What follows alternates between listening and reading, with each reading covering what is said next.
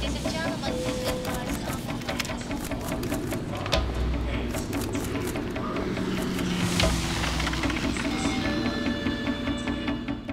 Olá, olá, boa noite. Começa agora o Legião Estrangeira, o programa da TV Cultura que reúne correspondentes internacionais sediados em São Paulo para falar dos acontecimentos do mundo e da nova posição do Brasil no cenário internacional. Comigo a Legião Estrangeira de hoje, Verônica Goizueta, peruana, que trabalha no Brasil para o jornal espanhol ABC. Pablo Juliano, argentino, que trabalha no Brasil para a agência ANSA, italiana. João Almeida Moreira, português, que trabalha no Brasil para o jornal Expresso, de Portugal, e também para o site futebolístico A Bola. E China Roster, canadense, que trabalha no Brasil para a Rádio Monaco e para a revista Monaco, da Inglaterra. Olá, obrigada por terem vindo mais uma vez ao programa. Nessa semana, um assunto que dominou o noticiário de São Paulo foi os números da criminalidade aqui na capital, especialmente. Foram divulgados também números relacionados ao último trimestre no estado, mas os números da capital chamaram mais atenção, teve uma série de problemas aqui ultimamente. Como é que vocês se sentem em relação a esse assunto? Esse assunto chega a ser um assunto internacional sobre o qual vocês relatam ou vocês se veem afetados por isso mais como habitantes da cidade? Não, eu te queria falar, todas as agências de notícias, todas deram e estão acompanhando a onda de violência que já vem desde o mês de maio. Isso. Aparentemente, uns ataques atribuídos ao PCC e a violência exercida pela polícia militar e toda a discussão que vem atrás disso, né? O aumento da estatística de assassinatos na maior cidade da América do Sul e também o aumento das denúncias sobre a violência da polícia militar e a discussão sobre a polícia militar mesmo.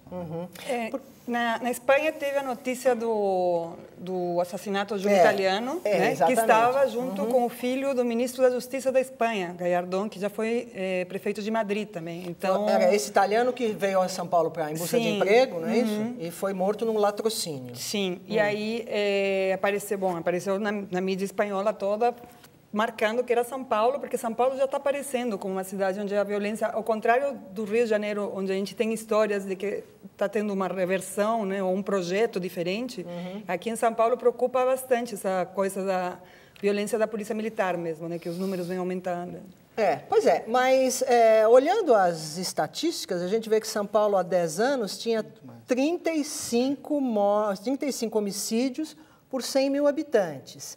E no ano de 2011, teve 8 homicídios por 100 mil habitantes, né? Então, agora, quando a gente está falando que o número de homicídios está aumentando, ele não está aumentando sobre aquela base do passado, né? Quer dizer, sim, a cidade melhorou. Isso aparece nas notícias de vocês ou não? Eu fiz questão de enquadrar isso já há uns tempos, não somente em relação a estas notícias, últimas notícias, mas enquadrei o facto de duas principais cidades do Brasil estar a diminuir desde há 10 anos, de forma muito violenta, o número de homicídios. E agora, isto é uma notícia um bocadinho em contraciclo, que eu acho, e fazendo um pouco de autocrítica, também a imprensa gosta sempre de uma notícia mais de subida de crime do que de descida, não é? Isso, Mas eu tenho enquadrado que o Brasil, pelo menos as principais cidades, está mais seguro. O que não quer dizer que não haja um problema no Nordeste, mas isso é outro assunto. Que a criminalidade cresceu no Nordeste nos últimos anos, né?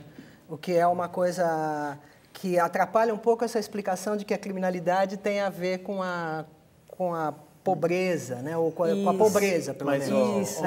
O fato para destacar aqui em São Paulo, primeiro, é que enquanto no Rio de Janeiro o Estado, o poder público recupera território, com todos os problemas que tem, incluso constitucionais, aqui em São Paulo aparentemente cresce o poder do crime organizado, a corrupção policial sempre tem denúncias muito grandes, ao ponto que, por exemplo, caiu foram tirados da corporação os responsáveis do DENARC, de deter o colombiano Abadia, aqui há 2 anos, essa semana que passou, eles foram expulsos da corporação.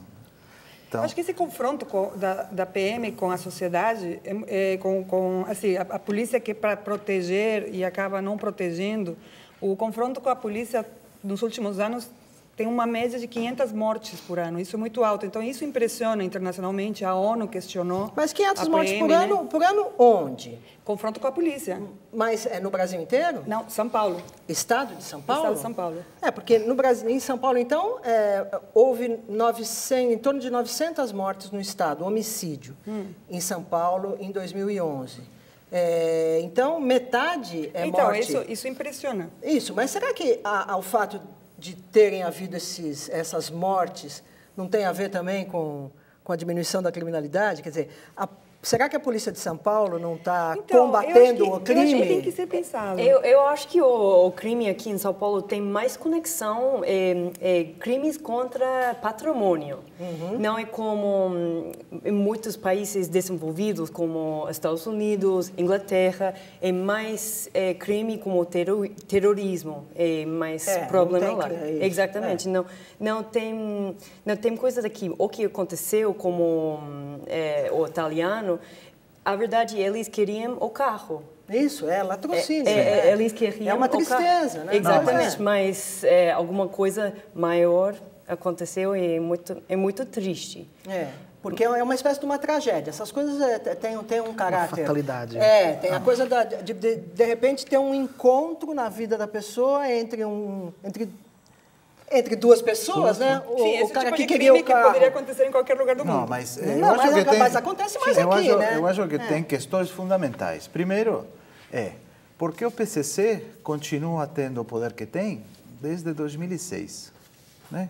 Que começou Mas será os que o ataques na PCC cidade. continua tendo o poder que tem, Pablo? O recrudescimento dessa violência. O recrudescimento tem a da ver com isso. violência é atribuído ao PCC. Mas então, de 2006 até 2011, o PCC teve contido. Então, alguma coisa está acontecendo que agora o PCC está talvez esteja se refortalecendo. Eu li alguns que o monopólio do crime do PCC até era uma boa notícia para a polícia, Exato. uma vez que faz com que não haja grupos rivais, etc.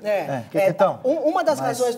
Deixa eu só fazer isso, que eu acho que é uma coisa que talvez as pessoas não saibam, que o fato do PCC ter o domínio é apontado pelos especialistas como uma das razões para o homicídio ter diminuído, porque os acertos de contas acabam. Sim. É uma coisa terrível, né? Terrível.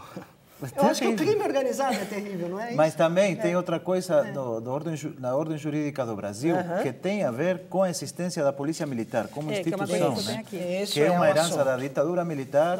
A polícia militar não fez a transição, como o país também não fez, como o resto dos países, né? Do regime factual para o regime constitucional. Então, eu acho que muita da coisa ruim que está acontecendo com a polícia tem a ver com a formação e com a origem da polícia militar, que talvez esteja mais pronta para ser um exército dos estados, de cada estado do país, do que uma polícia cidadã. Sim, na Como é que é? quinta-feira... Pera só um pouquinho. Como é que é no país de vocês? Tem polícia militar? Tem polícia militar no Canadá? A gente tem RCMP, que tem uma coisa meio esquisita, né? Isso é polícia dentro da cidade, isso. Porque Mas é civil. É civil. Então, a verdade, claro, como todos os países, o Canadá tem crimes, tem coisas boas e malas, mas ao mesmo tempo é verdade que a gente não tranca o porto. Não tranca a porta, né? Não, a gente não tranca a porta. Eu também não tranco, mas as pessoas acham que eu sou louca. Mas tem porteiro.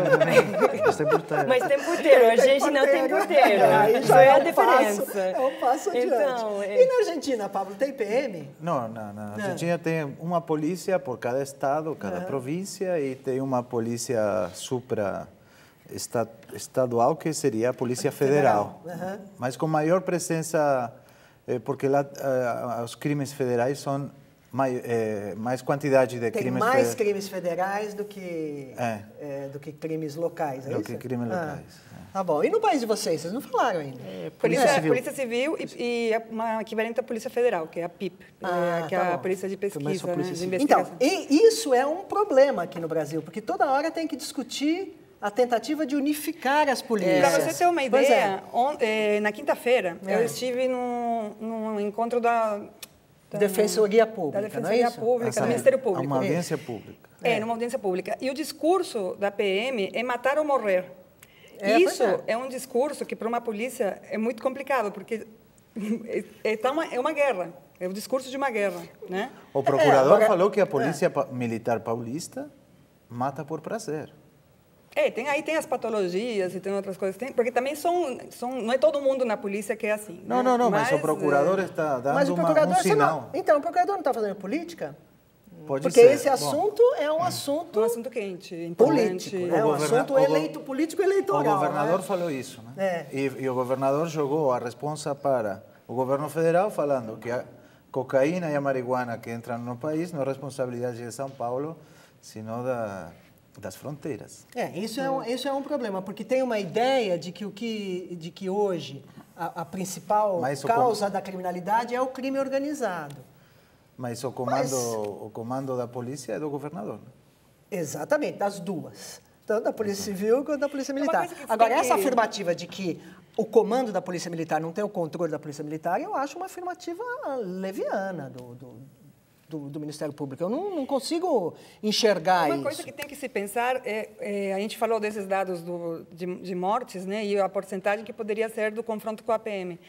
Eu acho que o país tem que pensar quando o confronto com a polícia mata mais, por exemplo, contra o tráfico de drogas, mata mais que as drogas. E o combate à violência mata mais que a violência. Então, tem que repensar alguma coisa, né? Então, esse assunto parece um enrosco, é uma complicação brasileira. É um problema brasileiro porque isso resulta também num combate à criminalidade piorado, menos eficiente, né? Sim. Porque as informações não circulam, as táticas não circulam. A violência policial, eu acho que tem que, sobretudo a vocês brasileiros, Sim. tem que levar um pouco a medir algumas afirmações, no sentido de que muita gente reclama que o Brasil não condena tal ou qual país pelos direitos humanos, etc.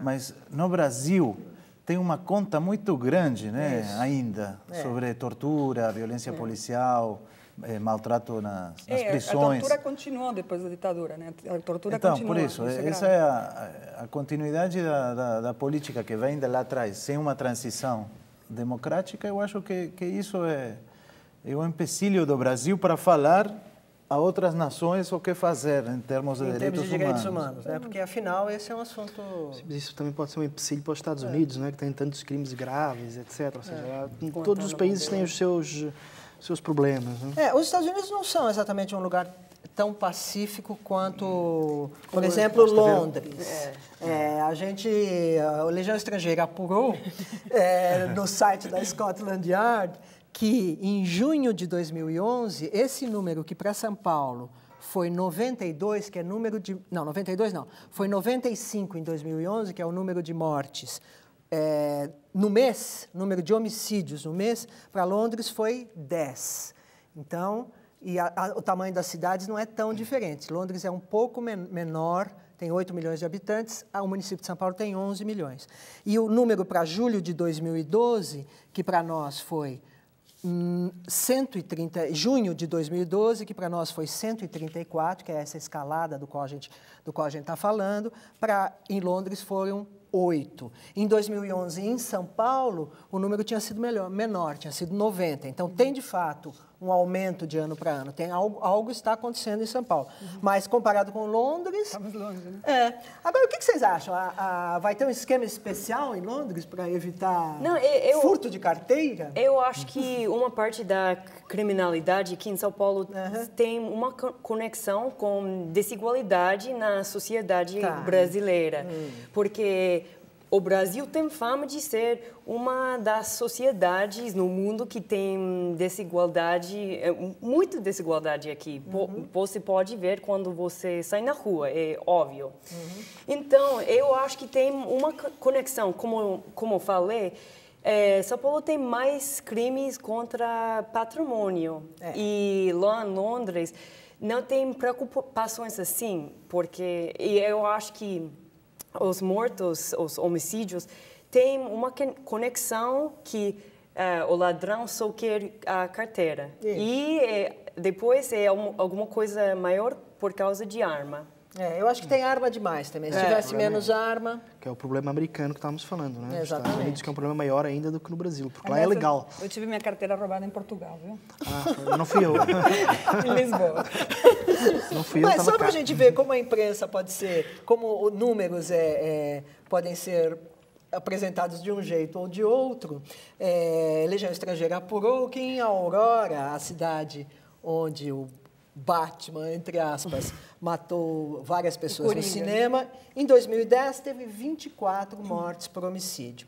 Em 2011 teve 12. Quer dizer, tudo que morreu no ano, o número total de mortes em 2011 foi superado por apenas um incidente nesse ano aqui. Quer dizer, vai dar, a imprensa local poderia dizer, a criminalidade dobrou, o número de homicídios dobrou na cidade de Aurora. Isso não é uma escalada, isso foi um caso particular. Quer dizer, a gente precisa também tomar cuidado quando a gente olha os números, né? Porque a gente fala em percentagem, e a percentagem, às vezes, ela esconde um número absoluto que... Tem que ver o contexto, né? Exatamente. A gente não pode também se deixar alarmar tanto. Não, mas eu acho que no caso de São Paulo é muito bom que venha à tona o que está acontecendo, sobretudo nas periferias, né? Para abrir um grande debate. Tem que ter um debate, mas agora na eleição, né? Debate, sim, na eleição, mas também um debate sobre o que fazer com as forças públicas. Como articular, né? Ok, Legião Estrangeira volta já, depois do intervalo.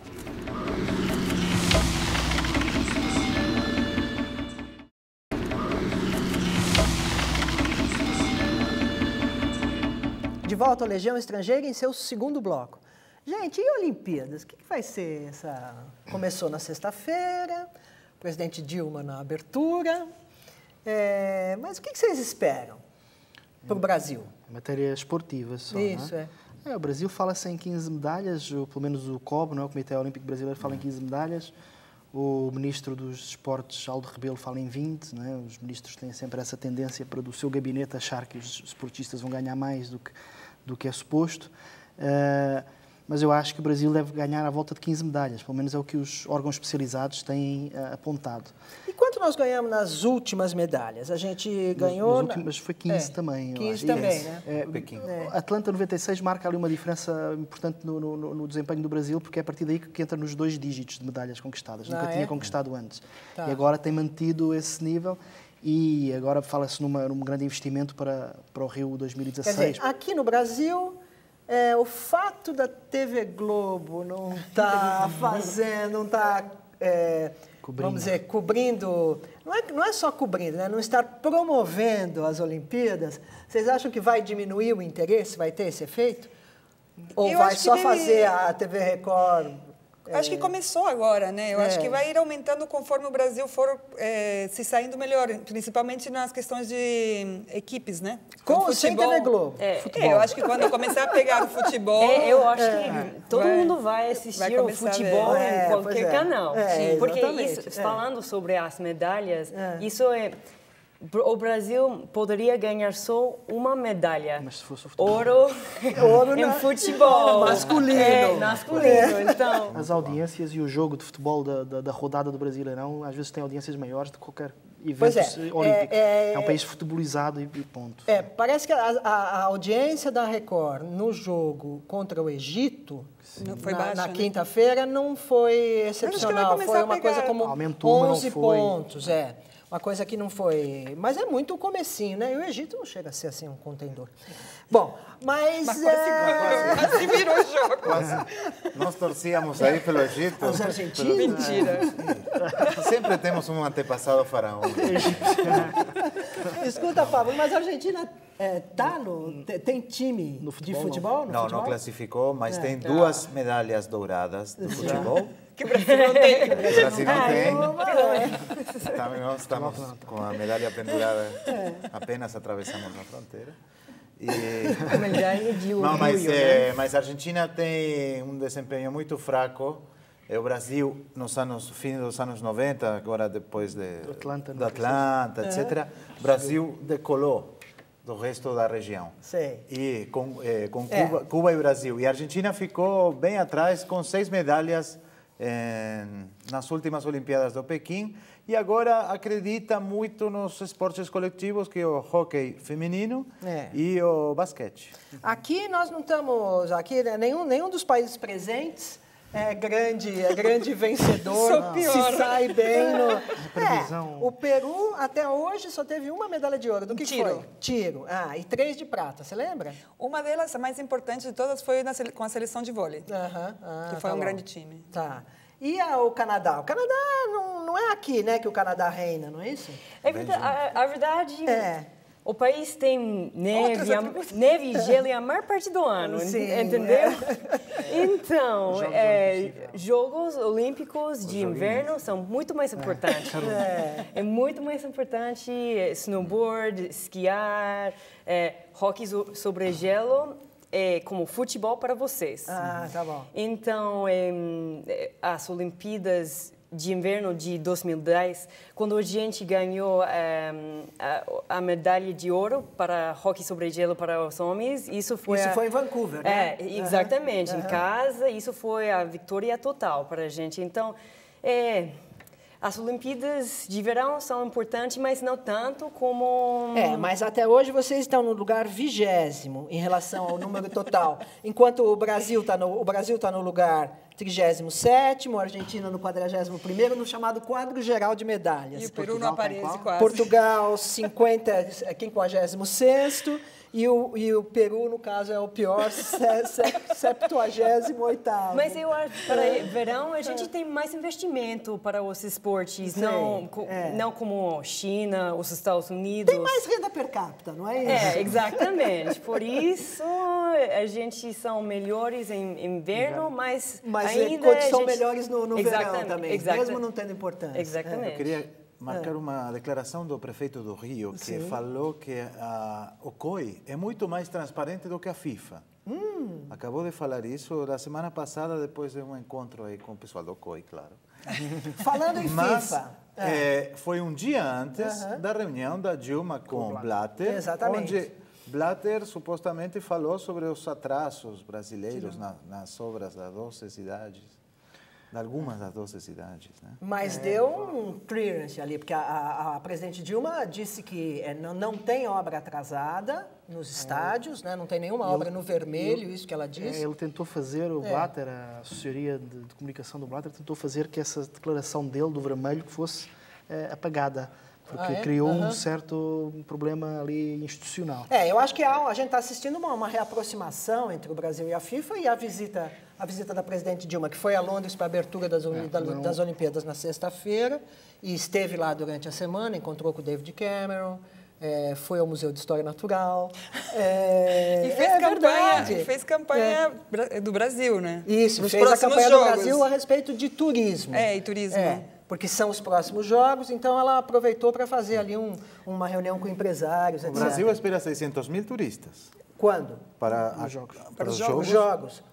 Isso é muito ou é pouco? Eu estou achando pouco.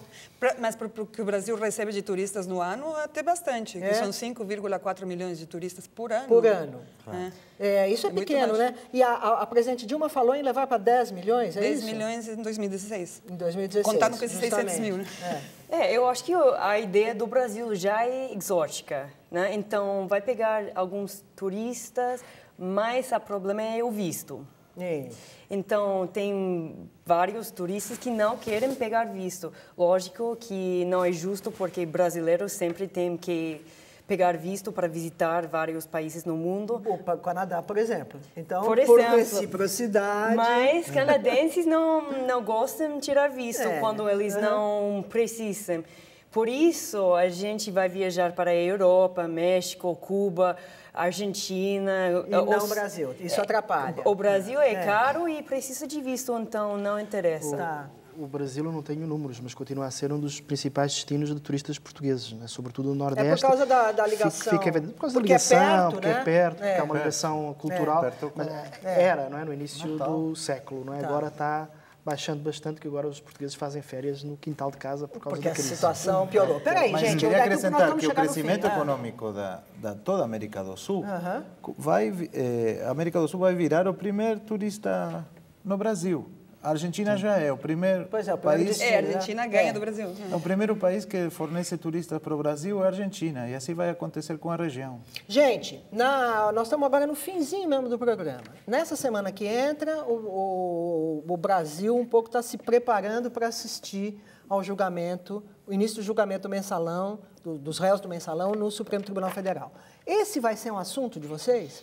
Com certeza. Com certeza. Né? Sim. Por quê? É um dos julgamentos mais importantes da história do Supremo Tribunal Federal, né?